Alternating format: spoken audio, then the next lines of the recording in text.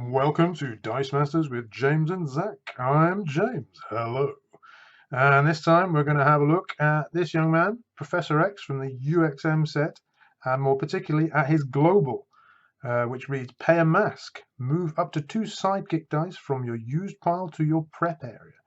Now that is just about the most powerful form of ramp in the game, and not only that, it's an excellent form of churn, which we'll come to a little bit later. Okay, let's see how this works. Let's imagine it's my turn. I've got nothing in my bag. I've got 3 masks in my reserve pool and a bunch of dice in used.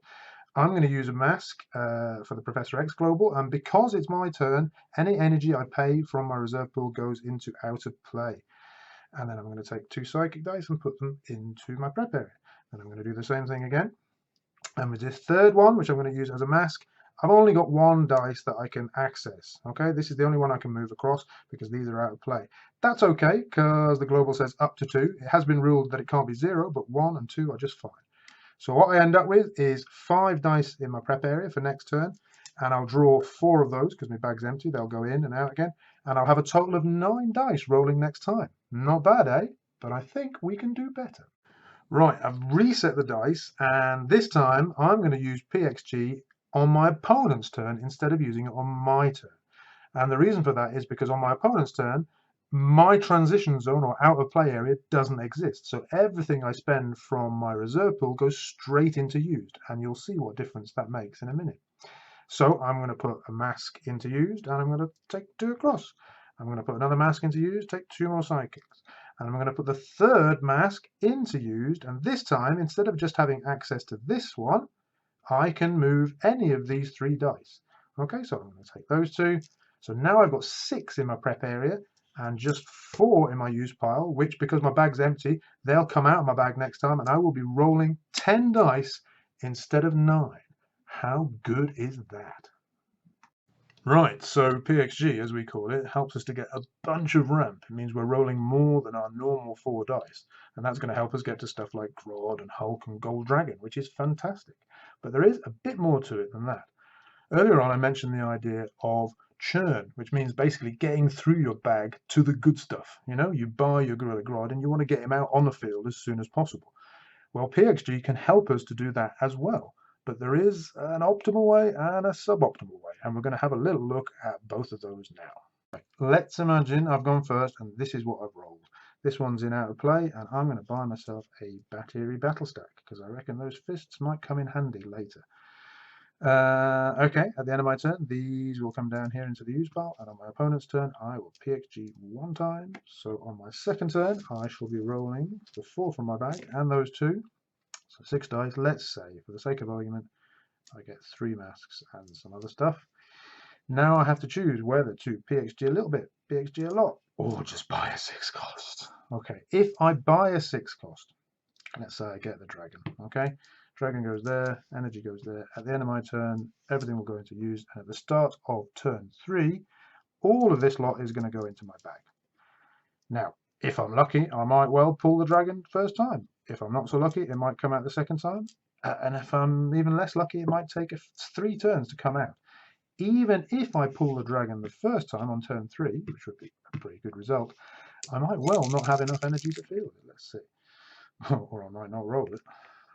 Okay, so I've just about got enough energy to field it. That is probably as good as it would get for turn 3, and I certainly don't have any energy for breath weapon. Let's see if we can make that a little bit better. Right, we've rewound to the start of my turn 2, and this time I'm not going to be greedy and spunk it all on Gold Dragon, but instead I'm going to buy something with these 3, and I'm going to use that for PXG on my opponent's turn. I probably should have put a 3 on the team, I didn't, so I'm going to buy a battery battle stack for 2 and leave that. And that will come down there at the end of my turn, and on my opponent's turn I will PXG twice and 3 times. Nothing I can do with that, so that'll burn in the end. And since there's nothing in my bag at all, I'm going to be rolling all my dice at the start of turn 3. You will notice that I'm definitely not going to roll a Gold Dragon because I haven't actually bought it yet.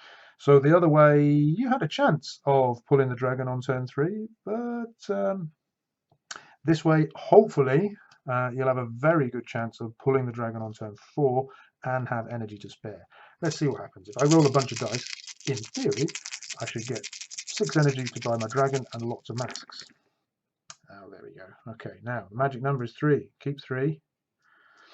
And then you'll need 6 for the dragon. We got 6. 1, 2, 3, 4, 5, 6. And we can even fill those 2. Okay, so let's just say we put them in the field, and I've got 1, 2, 3, 4, 5, 6. I'll buy my dragon, and I'll keep those PXG. End of my turn, they come down. I'll PXG a bunch,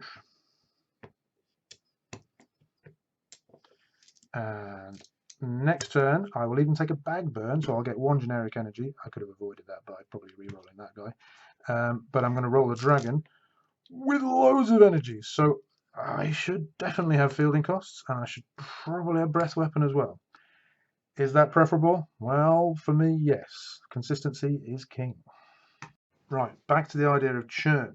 Basically, on your first turn, buy a 2 cost if you're going first, or maybe a 3 cost if you're going second. Keep yourself a mask. I've slipped in an Ant-Man for demonstration purposes. On your opponent's turn, these will be down here. You can PXG once. Second turn, you're going to roll 6 dice. Let's hope you get 3 masks. Keep 3 masks. Okay, first turn 1, second turn and subsequent turns 3. Buy something for 3. Ant-Man, handy. They come down. You PXG a load on your opponent's turn. There you go. And 4 dice, bag's empty, they come out. What you buy on this turn will come out next turn. That's the idea. If you keep to this 1 on the first turn and 3 masks on every subsequent turn. So let's say I wanted to feel that. Let's say that came up on 2 energy. Let's say I've still got 3 masks. Okay. 1, 2, 3, 4, 5, 6, 7. Wow, I've got 7. Sure. Let's buy a Grod. Why not? Okay, there's me 6 energy. I've got 4 masks this turn. It's not going to hurt me. End of turn. Opponent's turn. Oops. Sorry. There we go. Okay, so because I had 1 too many masks, I've got bag burn, so I get a generic energy. Not the end of the world. You can manage it. You can, if you like, you can take less sidekicks across so that you don't do that. Let's say I field that on the one side with the generic energy, and the rest of them roll like this. Okay, I've got 1, 2, 3 masks. That's what I want. Okay, if you don't get the mask, re-roll aggressively 4 masks. Now I've got 1, 2, 3, 4, 5, 6, 7. Oh, I can get another 6 cost. Let's get, oh, I can get a 7 cost. Let's get the red dragon in. Okay, there we go. And because I've still got 3 masks here, end of my turn, opponent's turn, PXG, PXG, PXG, 4 dice. Bag still empty. Red dragon will come out the turn after you've bought it. That is good. But I want my big 6 cost to come out on turn 3, and I want consistency, Daddy. Well, let's see if we can help you, Veruca. Let me introduce you to Misdirection. Swap a target active character die you control with a character die in your use pile, placing it on the same level. Or for the more old school amongst you, we have Mutation, and for the positively geriatric amongst you, we have Polymorph. Check those out for yourself. We're going to have a little look at Misdirection for now. Okay, same as usual. In fact, it doesn't matter. Okay, let's imagine I don't have a fist. Buy a 2 cost. This time, let it be Misdirection.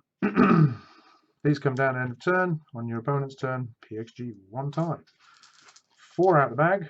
You're rolling 6. You're hoping that sidekick would not be the worst thing actually, but you're hoping for 3 masks. Okay, and the other 3, I'm going to buy a Ant-Man. Okay, end of turn, they come down. PXG. PXG, PXG. I'm left with 4 dice. I'm rolling everything. Turn 3. Let's say we get this. We're going to need a psychic, and we could have possibly fielded that last turn and bought a 2 cost instead of a 3 cost. That would work too. And let's keep the 3 for the consistency bit, and let's hope we get 6 energy. Okay, there we go. Now I can 1, 2, 3, 4, 5, 6, including a fist. I can buy my gold dragon, put it there. Field my psychic and then use Misdirection, goes into transition, and that swaps the sidekick with the gold dragon on the same level, and that goes into use directly, not into transition, and I'm still left with my 3 masks. So on my opponent's turn I can still do a bunch of this. Ooh, I'll take those two, and I'm still rolling all my dice. Okay, there you go. 6 cost on turn 3, and still consistent. What do you think? Okay, I think we've established that PXG is pretty strong. It would be remiss of me not to mention at least a few countermeasures. Traditionally, there was Oracle, Master Investigator, often used in conjunction with the Elf Thief that nicked the opponent's energy.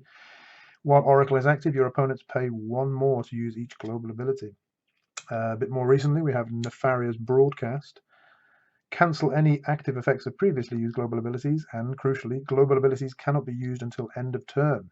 So I can do stuff on my turn and then use that before I pass priority, which means that you won't be able to use those masks you've saved for PXG on my turn. Somewhat similar to that, there is Carnage. While Carnage is active, your opponent must pay 2 more to use each global ability during your turn. So again, does nothing on their turn, but as we established, that's a bit less optimal for PXG, but really slows them down using PXG on my turn. And finally, if you really want to spoil all the fun, Wrecker, Enchanted Crowbar. While Wrecker is active, players can only use the global abilities of active characters. Can't really see anyone fielding Professor X just so both players can use the global. So that means nobody's going to be using the global. Yay! There are others. There is Rare Jinzo, which I don't have, which is lose 2 life every time they use a global ability or action die. And I imagine there probably are some more. I think that'll do for now.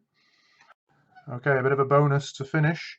How can you roll all 8 of your sidekicks on turn 2? It was Chris Clubb, I think, in one of the 2 team takedowns that I first saw answer that question, and it involved the use of this card.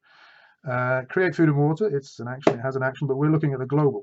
Pay 1 generic once per turn. Draw a die from your bag. Return it to your bag or add it to your used pile. And let's imagine I'm going first. Okay, I've got 1 there. I've got 3 here. I've got my 2 masks. Okay, I'm going to use that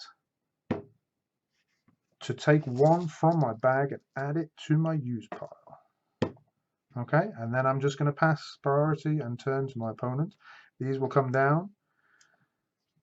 And during my opponent's turn, I'm going to PXG twice. Once, and because there's no transition zone, I can also PXG those. And then on my turn, my second turn, I'll draw the 3 dice that are in my bag, and it's empty, so I'll refill this, take it out, all 8 dice on turn 2. Nice. Okay, I hope you've enjoyed this little refresher or introduction to PXG. If you have any questions or suggestions, please write them in the comments. And until next time, bye-bye.